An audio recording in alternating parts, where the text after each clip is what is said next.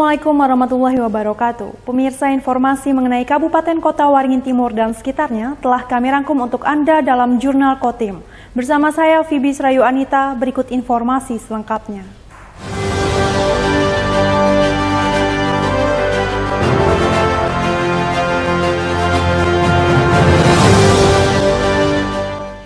Petugas Dinas Pemadam Kebakaran dan Penyelamatan Kabupaten Kota Waringin Timur evakuasi seekor monyet yang masuk ke permukiman. Monyet yang pernah dipelihara warga itu sempat dilepas liarkan ke habitatnya, namun kembali ke permukiman dan mengganggu aktivitas warga. Saat diamankan warga pada Minggu 19 Maret pagi, monyet liar itu terlihat cukup jinak dan terkesan sudah terbiasa dengan manusia. Monyet tersebut merupakan bekas peliharaan warga yang pernah dilepas liarkan pemeliharaannya ke habitatnya di hutan kawasan Jalan Lingkar Utara Sampit. Namun karena lokasi pelepas liaran yang tidak begitu jauh dari pemukiman, monyet itu kemudian kembali ke permukiman dan mengganggu aktivitas warga. Di kawasan perumahan di Jalan Pramuka, Kelurahan Baamang Barat, Kecamatan Baamang. Setidaknya terdapat 3 rumah warga yang dimasuki oleh monyet tersebut, bahkan primata itu sempat merusak sejumlah barang milik warga. Merasa tidak nyaman dengan keberadaan hewan tersebut, warga kemudian mengamankan serta menyerahkannya ke petugas pemadam kebakaran dan penyelamatan daerah setempat. Sebenarnya monyet ini dulunya pernah dipelihara sebenarnya, lalu mau dibuang ke hutan lingkar.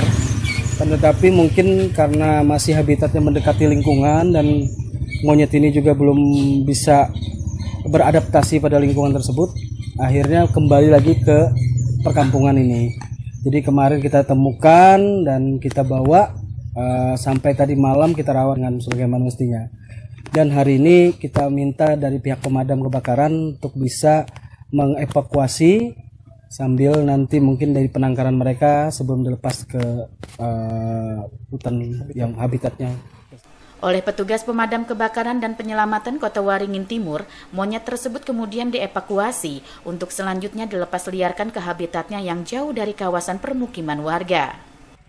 Jaran monyet ini kita terima, akan kita ini evakuasi ke Mako Damkar. Setelah itu akan kita rilis di tempatnya, di habitatnya. Penyerahan dari monyet kita ada beberapa kali laporan dari kita mengevakuasi monyet, emang ada banyak. Himbauan untuk warga Kotim, apabila ada keluhan dalam primata hewan-hewan yang mengganggu kegiatan-kegiatan warga, segera aja hubungi Damkar karena akan kita evakuasikan dan akan kita selamatkan. Petugas menghimbau agar bagi warga yang menemukan hewan serupa atau hewan jenis lainnya yang meresahkan, agar segera menghubungi petugas pemadam kebakaran dan penyelamatan untuk dilakukan evakuasi. Masud Badarudin, Hayat TV. Kantor Kementerian Agama Kabupaten Kota Waringin Timur gelar kampanye sertifikasi halal. Kemenak mewajibkan seluruh pelaku usaha mikro maupun makro untuk memiliki sertifikasi halal terhadap produk yang dikeluarkan sebelum Oktober 2024 mendatang. Kampanye mandatori atau wajib sertifikasi halal oleh Kemenak Kabupaten Kota Waringin Timur diselenggarakan di Pusat Perbelanjaan Mentaya atau PPM Sampit pada Sabtu 18 Maret. Momen ini dilaksanakan serentak di 1000 titik di Indonesia. Kampanye ini sebagai sarana informasi, sosialisasi, dan edukasi kepada masyarakat, khususnya kepada pelaku usaha wajib sertifikasi halal, baik produk makanan atau minuman, serta penyembelihan dan jasa penyembelihan. Kepala Kemenak Kota Waringin Timur, Hairil Anwar menyebut pihaknya menyediakan pendaftaran gratis terhadap sertifikasi halal. Sertifikat halal wajib dimiliki paling lambat tanggal 17 Oktober 2024. Jika tidak akan disangsi sesuai aturan yang berlaku. Untuk saat ini memang diwajibkan oleh pemerintah kita, maka dari saat ini masih program sehati, nanti batas waktunya hingga tanggal 17 Oktober 2024 semua itu harus wajib bersertifikat halal. Bagi mereka yang tidak memiliki sertifikat halal akan ditarik ya bahan edarnya atau produknya dari peredaran dan akan dikenakan sanksi oleh negara kita. Ada 2 skema, ada SIC declare, SIP declare, ada reguler. Jadi makan yang nama declare itu makanan yang dinyatakan halal, misalnya produknya kue misalnya, kue dari gandumnya sudah berlabel halal nggak? Dari minyaknya sudah ada label halal nggak dari susu itu? Misalnya susunya juga ada label halal nggak? Sudah dari situ. Jadi mereka olahan itu sudah bahannya pun sudah memiliki duluan sertifikat halal. Nah, ada yang sebut dengan reguler. Reguler ini seperti ya bahan-bahan dari bahan sembelihan. Maka ini harus ada uji klinik yang dilakukan. Dengan memiliki sertifikasi halal, selain memperluas jangkauan pasar secara global, manfaat lain yang didapat bagi pelaku usaha adalah memberikan ketenangan dan keyakinan kepada konsumen terhadap produk yang dijual. Manfaat dari label halal itu pertama, orang-orang pasti lebih yakin. Karena sudah ada label halal, otomatis produknya pasti halal. Nah, terus penjualannya pun lebih mudah. Karena mereka yang secara lokal kita kan banyak muslim, otomatis mereka pasti memilih produk yang halal. Jadinya kita untuk membuat sertifikat halal nggak ada kendala sama sekali. Berapa hari? Kalau untuk pendaftaran itu mungkin nggak makan waktu lama, cuma 30 menit dari pendaftarannya. Cuma kita kan prosesnya kan nggak cuma dari sampit sini aja. Jadinya menunggu jaginya itu yang lama. Antrian berarti? Iya. Untuk biaya kemana? Digratiskan biayanya. Saat ini ada 814 produk di Kota Waringin Timur yang didaftarkan dalam sertifikasi halal. Namun baru 70 produk yang mendapat sertifikasi halal.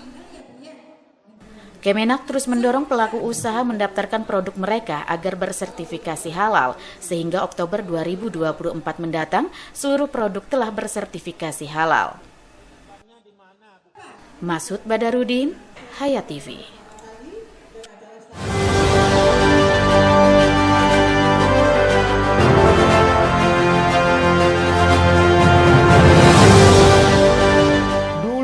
TV di rumah Inyong cuma jadi pajangan. Lah kepriben punya TV gambar nggak bisa ditonton. Beruat sampai ganti TV, ganti kabel, ganti antena, pindah tempat. Tetap baik, beruat.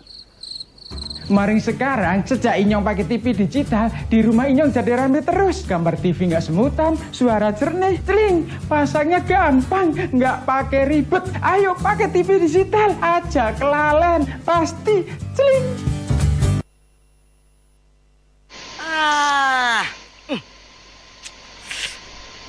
Gambarnya jangkrik. Ya, TV-nya masih analog ya? Ganti dong ke digital. Digital? Ya, digital. Tinggal install set-top box, gambar tajam, channel banyak, tanpa iuran bulanan. Hey, gimana? Bagus kan? Gambarnya jangkrik. Hah? Sambut era digital dan nikmati kesempurnaan gambarnya. Yuk nonton siaran televisi digital. Bagaimana ya cara menangkap siaran televisi digital? Pertama, pastikan di daerah Anda sudah ada sinyal siaran televisi digital. Kedua, gunakan antena UHF di dalam atau di luar rumah Anda. Ketiga, pastikan televisi Anda sudah dilengkapi penerima siaran digital DVB T2. DVB T2 merupakan jenis sinyal yang digunakan Indonesia dalam penyiaran televisi digital. Keempat, pilih auto scan, lalu pindai televisi Anda. Bagaimana jika televisi Anda masih analog? Pasangkan set-top box, televisi Anda otomatis menangkap siaran digital. Bersih gambarnya, jernih suaranya, canggih teknologinya.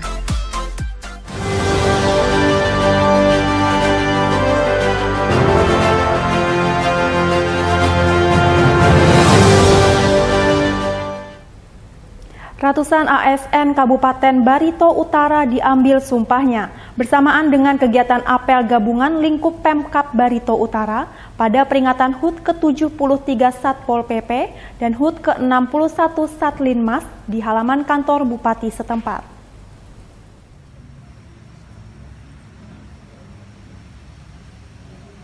Bertempat di halaman kantor Bupati Jalan Ahmad Yani Muara Tewe, Bupati Barito Utara Haji Nadalsah menjadi pembina pada apel gabungan lingkup pemerintah Kabupaten Barito Utara, sekaligus memperingati Hari Ulang Tahun ke-73 Satpol PP dan Hari Ulang Tahun ke-61 Satlinmas yang dirangkai dengan pengambilan sumpah janji PNS, serta penyerahan surat keputusan Bupati Barito Utara tentang pengangkatan PNS dan kenaikan pangkat PNS periode April 2023 di lingkup pemerintah Kabupaten Barito Utara tahun 2023. Bupati Barito Utara Haji Nadalsah dalam sambutannya menghimbau kepada seluruh ASN di lingkungan pemerintah Kabupaten Barito Utara untuk tidak main-main dengan paham radikalisme dan ujaran kebencian sebagai profesi harus berlandaskan pada nilai dasar kode etik dan kode perilaku, serta menjaga komitmen, integritas moral dan tanggung jawab. Setelah melaksanakan apel gabungan, Bupati Barito Utara Haji Nadalsah didampingi Wakil Bupati Sugianto Panala Putra, Sekretaris Daerah Dr. Andes Muklis berkesempatan menyerahkan SK kepada perwakilan PNS dan penyerahan SK Bupati tentang kenaikan pangkat PNS periode April 2023. Juga penyerahan kendaraan pinjam pakai dari pemerintah Kabupaten Barito Utara berupa mobil ambulan, kendaraan operasional bank sampah, dan penyerahan peralatan penanggulangan dan pengendalian kebakaran hutan dan lahan berupa mobil water supply. Acara yang disaksikan ratusan peserta apel dilanjutkan dengan penandatanganan MOU pemerintah Kabupaten Barito Utara dengan Pengadilan Negeri dan Pengadilan Agama Muara Teweh tentang pemanggilan sidang pemberitahuan putusan dan pemberitahuan perkara yang diupayakan hukum untuk pihak-pihak yang berperkara pada Pengadilan Negeri dan Pengadilan Agama Muara Teweh. Dari Barito Utara, Kalimantan Tengah, Anang Pauji, Silva TV mengabarkan. Akibat pengaruh minuman keras, seorang paman di Kota Waringin Barat tega perkosa keponakannya sendiri yang berumur 18 tahun. Kini tersangka harus meringkuk di balik jeruji besi untuk mempertanggungjawabkan perbuatannya. Dalam press release yang disampaikan di halaman Mapolres Kota Waringin Barat, Kapolres Kota Waringin Barat AKBP Bayu Wicaksono mengatakan bahwa peristiwa pencabulan ini terjadi pada hari Rabu 15 Maret 2023, di mana pada saat kejadian korban kala itu tengah tertidur. Kemudian tersangka yang merupakan paman korban datang ke rumah korban dengan cara mengetok jendela kamar korban. Awalnya korban sudah curiga, pasalnya saat tersangka masuk ke dalam rumah tercium aroma miras yang cukup menyengat dari mulut tersangka. Ketika korban kembali ke kamar, sang paman ternyata juga ikut masuk dan langsung merebahkan diri di atas kasur. Tersangka lalu memainkan HP korban dan mendapati foto korban bersama pacarnya tersimpan di galeri handphone. Di saat yang bersamaan, paman bejat ini langsung mengajak korban untuk berhubungan intim. Korban pun menolak sambil mengingatkan pelaku bahwa korban adalah keponakan tersangka. Lantaran diancam foto tak senonoh itu akan disebar ke pihak keluarga lainnya, korban akhirnya merasa takut dan terpaksa mengikuti kemauan tersangka. Mendapat perlakuan tak senonoh dari pamannya sendiri, korban lalu melaporkan kekerasan seksual yang dialaminya kepada pihak kepolisian. Korban itu sedang tidur, dan tersangka yang merupakan paman korban datang ke rumah korban dengan cara mengetok jendela kamar korban, dan hal tersebut membuat korban kaget, terbangun akhirnya. Ya, setelah korban terbangun, korban langsung menuju pintu depan untuk membukakan pintu tersebut agar tersangka masuk ke dalam rumah. Setelah korban bukakan pintu depan rumah tersebut, korban sempat mencium bau alkohol dari mulutnya tersangka ini. Ya. Kemudian tersangka langsung masuk ke dalam kamarnya. Namun tidak lama kemudian tersangka langsung berbaring di atas kasur sambil mengajak korban untuk berhubungan intim layaknya suami istri. Saat itu korban langsung menolak sambil mengingatkan pelaku bahwa korban adalah ponakan tersangka. Namun karena efek mabuk, ya, diperkirakan efek mabuk, tersangka pun langsung menarik paksa celana korban hingga akhirnya tersangka menyetubuhi korban. Tersangka dikenakan pasal 289 KUHP dengan ancaman hukuman penjara selama-lamanya 9 tahun. Muhammad Iksan, SBTV. Demikian pemirsa, informasi tadi sekaligus menutup jumpa kita pada kali ini. Saya Fibi Srayuanita mewakili jajaran yang bertugas mohon undur diri dari hadapan Anda. Terima kasih dan sampai jumpa. Wassalamualaikum warahmatullahi wabarakatuh.